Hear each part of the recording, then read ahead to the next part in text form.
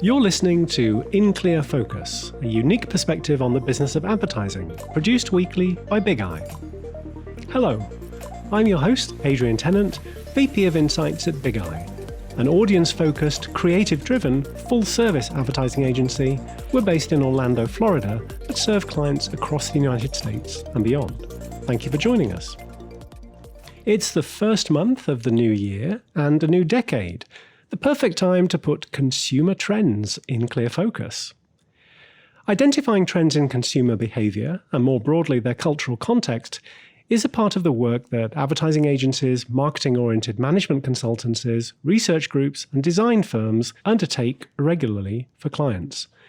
But there are also many standalone trend agencies with a focus on helping organizations imagine, plan for, and navigate the future. One of the first examples of this kind of forecasting was a study commissioned by President Herbert Hoover. Published in 1933, the study was entitled Recent Social Trends, and Hoover wrote the foreword, which noted, quote, "The task was to inquire into changing trends, resulting in emphasis on elements of instability rather than stability in the social structure," end quote. Today, trends are an accepted part of consumer culture, so much so that we use the word trending to acknowledge a rapid rise in popularity and often an equally fast fade. Consumer trend forecasting, as we know it, got its start in the 1970s, a particularly turbulent decade in the West, which saw major political, social, and economic changes, including feminism, environmentalism, civil rights, war, and economic instability caused in part by the energy crisis. It was in this context that futurology, the study of the future and science of forecasting, first developed and motivated various government initiatives, think tanks, and policy groups. The best-selling book Future Shock by Alvin Toffler was published in 1970 and accurately predicted the internet, the sharing economy, and telecommuting. Fast forward to today, and there are now many trend forecasting firms. For example, Sparks and Honey describes itself as a cultural consultancy. 4 days a week, its consultants live stream video of a 60-minute discussion on the latest trends from its New York studios. Other companies in this space include PSFK, Trend Watching, and Cool Hunting. The Canadian trendhunting.com uses a crowdsourced model, leveraging a global network of almost 250,000 trend spotters, artificial intelligence, and its own team of researchers and futurists. It scores trends across multiple dimensions, including popularity and freshness. And the largest research groups, including Nielsen and Euromonitor, also regularly offer commentaries on consumer trends. To talk about trend analysis and its practical application to marketing communication and brand strategy, I'm joined here in the studio today by Dana Cassell, Bigeye's Senior Strategist. Welcome back to In Clear Focus, Dana. Thanks, Adrian. Let's talk about strategy. So what's your definition of a consumer trend? I think a consumer trend is the direction of change or development. And when we talk about it in marketing, we mean change or development in consumer behavior, preferences, or attitudes. Do you have a different take on that? There's a couple that I found that I do like. So one, which is a bit wordy, a trend collapses the distance between the past, present, and future by showcasing how the world of tomorrow exists today. Do you have that stitched on a pillow at home? It sounds like it could be something we could put on a wall. Christmas gift. Mm-hmm. Or, as William Gibson may or may not have written, the future is already here, it is just unevenly distributed. Huh. So what's the difference between a consumer trend and a fad? I've spent some time on this one, and I think it comes down to lifespan. I think a fad is in and out and has less long-term influence. And I think trends are generally longer-standing behaviors or changes and have a higher potential to influence culture in the long term. Now, to what extent have you identified and labeled cultural dynamics in your work with clients? Well, cultural dynamics are always at play, whether it's why a client has approached us or not. So they're always around. And I think two different questions. To what extent have I identified them and labeled them? Identifying them always. This always is happening as the foundational elements of understanding a brand or a client. So omnipresent always should be understood. To what extent are they labeled, I think is a more nuanced question. I don't think cultural dynamics are always a top 3 priority in campaigns. Sometimes they are, though, and sometimes they're the root of the reason a client has come to an agency. There might be some divergence of opinion on how important a cultural trend is for that organization internally, and we're here to find some data to settle that score. So I would say always identified, sometimes labeled. Okay, well, identifying trends can reveal, of course, deeper insights about how future scenarios might impact consumer culture and, of course, consumption. In your view, are brands maximizing the potential of consumer trends? Yeah, some of them do, some of them don't, but also some trends are easier to maximize. For instance, we're in the middle of a shift to a consumer-centric model of customization and delivery, like all of our monthly subscriptions and our boxes and try on the clothes, send back the pieces you don't want, and get your very unique box of crafted local produce delivered to your doorstep. This kind of very consumer-centric customization and delivery trend is easier to maximize for lots of brands than some other trends that are happening. Like the shift away from terrestrial shopping is much harder for some industries to maximize. Small boutiques have had a much harder time moving online into an e-commerce model. So some trends are nearly impossible to maximize for certain types of industry. Others seem more ubiquitous in their possibility. In what kinds of ways might a client translate a newly emerging trend into a market opportunity? I was thinking about the banking industry and video. So if the trend is brands using beautifully told, compelling video to tell their brand story, and then slicing that video into various parts of a content library, so some for TV, some for over the top, some digital, some in-app, maybe some email account-based strategies. The trend being using high-produced, beautiful video to create generous video content library. How can a client maximize this trend? I think of our banking clients and our work in the financial industry. That's not an industry that has typically spent a ton of money in high produced quality video. And we're seeing some of our brands who are more interested in moving forward into a more modern phase of banking adopt that and find ways of telling their brand story well through video, and not just using maybe some old tropes that have been used in TV advertising for a long time in that industry, but really thinking about high production value and storytelling through video. I think that's a great example. Also, back again, I know I often mention the UK, but in many ways we do have there are some parallels in our industry. Mm-hmm. Over there, a direct-to-consumer bank brand has launched a campaign that's really built around the insight that one of the main stressors for young people is their financial health. Sure. So the advertising campaign kind of plays on that idea of health and wellness, and particularly mental health, with some kind of quite thought-provoking creative. So there's a trend towards health and wellness with a particular demographic kind of applied to finance. Brilliant. So they're bringing financial health into the health and wellness trend we're seeing. Absolutely. That's great. Yeah. So there's an example of how it can work. I love that one. Have you found a framework or an approach that has helped you become more attuned to trends? I think this is a really interesting question, and I was trying to figure out what it is. I know I have a framework and approach for identifying them because I have a pattern of being able to look back and see trends and how we use them in strategy. So I know that we have found ways to identify them well, but I didn't know exactly how. So I appreciate that you asked this question. The only solid answer I can come up with that seems to be real over time is when something becomes disruptive enough that I have to sort of put something aside and go figure out what this thing is. Like one example I've thought of is when filters started becoming really popular for people to use on photos. And I was seeing enough weird cat ears, bunny noses, whiskers on people like, okay, what is happening? I'm seeing this enough that I need to go figure it out. I feel behind in something, and then I can go and absorb what's going on and where it started and how it's impacting people and then extrapolating that from just the consumer piece up into our brands, which I think is how I see trends happening a lot. I start to understand them as a consumer. And then as a strategist, I start to think, okay, if this is how people are relating one-on-one to this trend, what does that mean for the brands that serve those people?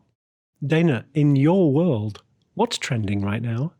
So my world, I think it's important to define my world a little bit for people who might not know me. So I am 38. I am a mother of 2 young girls. I'm married. I travel quite a bit. And in my world, what's trending right now, health tracking is all over the place. So this could be a middle life thing. Age, stage, and trend is a fascinating question. What is related to stage versus what is a broader trend? I think they also might be the same thing. But anyway, health tracking is a big deal. The watches, I'm getting reports from some people in my life about how many minutes of REM sleep they're getting at night. I care. I don't know how much I care. I care. No, listen, I care. The concept of a gender reveal as people are having babies, this is a thing that's happened in the world. It's a trend. It's not so much new anymore. It's not a fad anymore. I think it's a trend. The concept of screen time as a parent, as a human, that health, as you're talking about a holistic approach at health, screen time. And related to that, cutting cable, moving from a cable-oriented environment to a very consumer, customized streaming approach.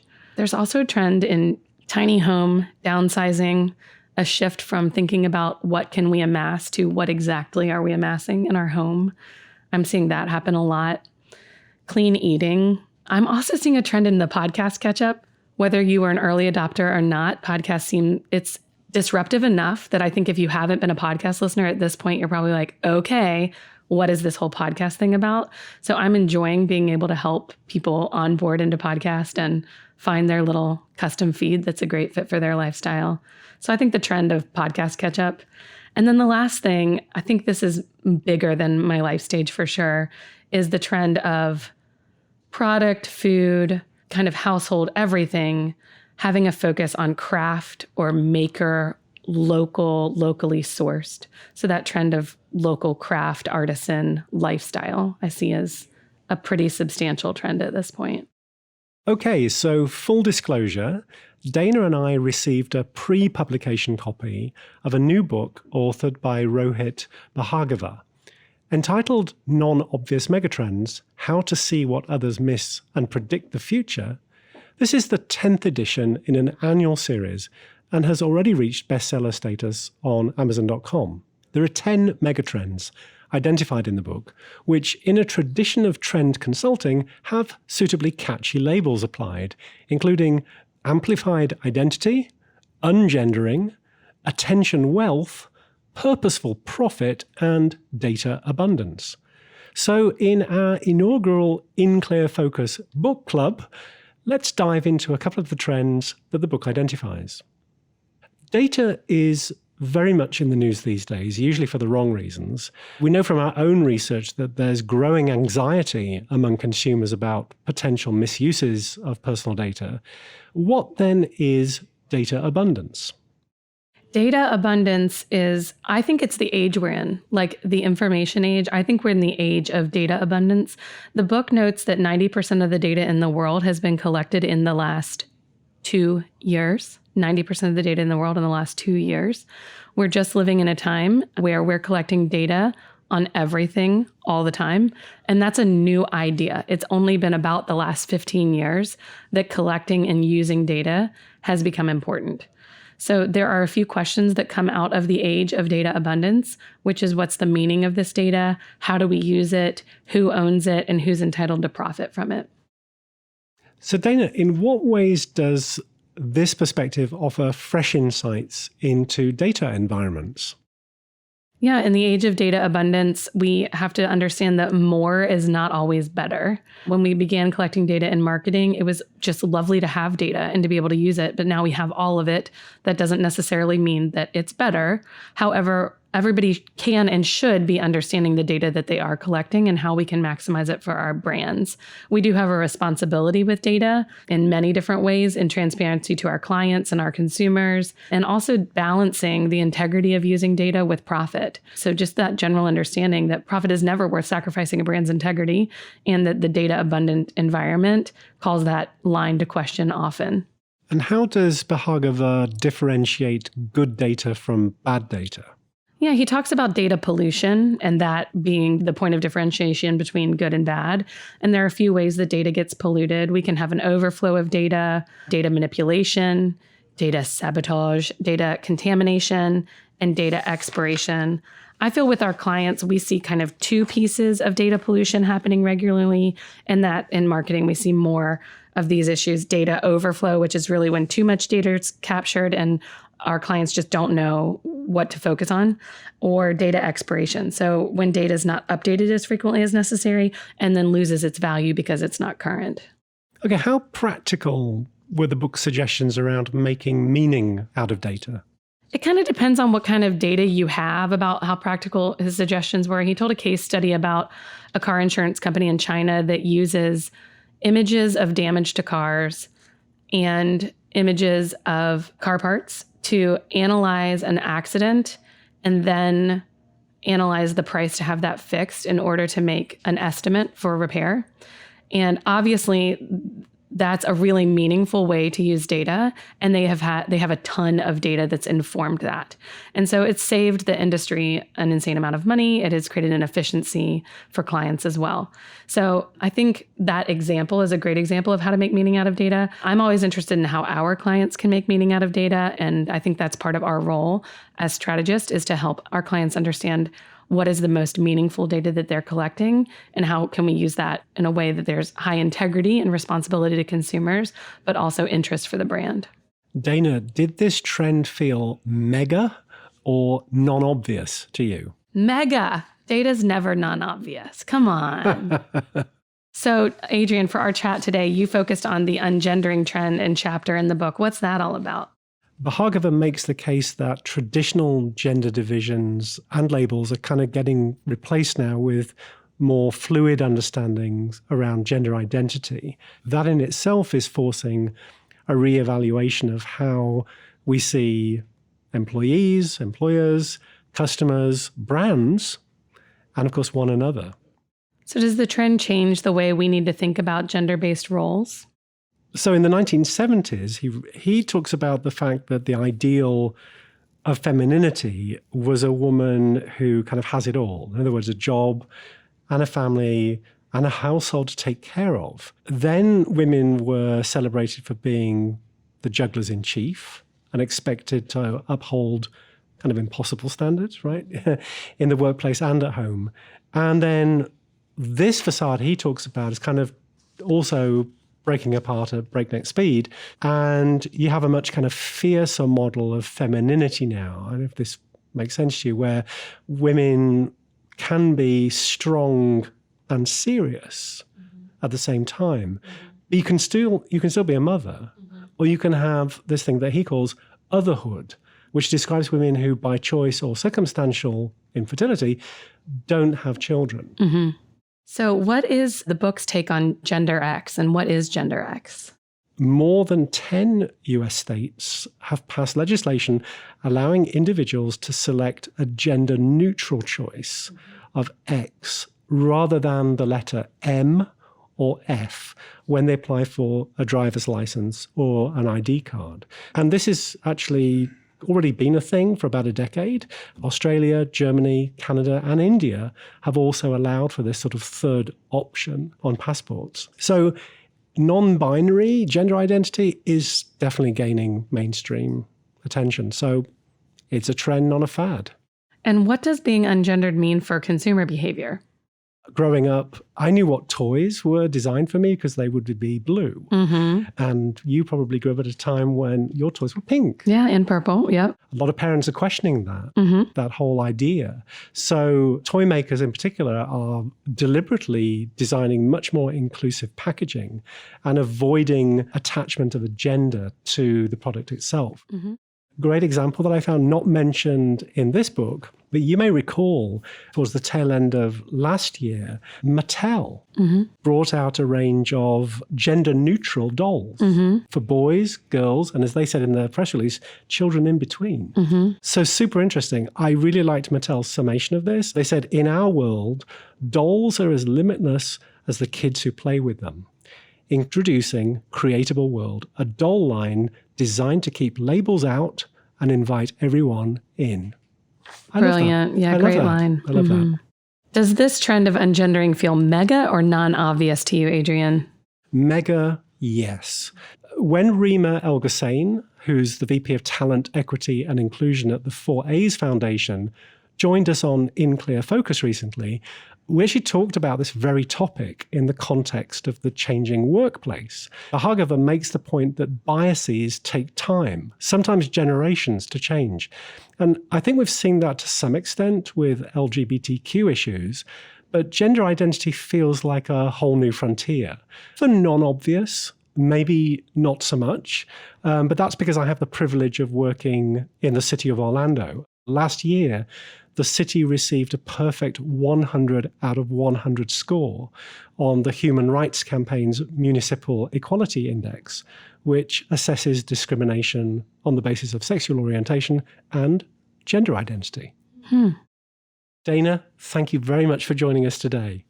Thanks for having me. Anytime you want to talk about strategy and research, Adrian. Of course. My thanks to Dana Cassell, Senior Strategist at Bigeye. You can find links to the resources we discussed on the In Clear Focus page at bigeyeagency.com under Insights. And please consider subscribing to the show on Apple Podcasts, Spotify, or your favorite podcast player. And if you have an Amazon Echo device, you can use the In Clear Focus skill to add the podcast to your flash briefing. Thank you again for listening to In Clear Focus, produced by Bigeye. I've been your host, Adrian Tennant. Until next week, goodbye.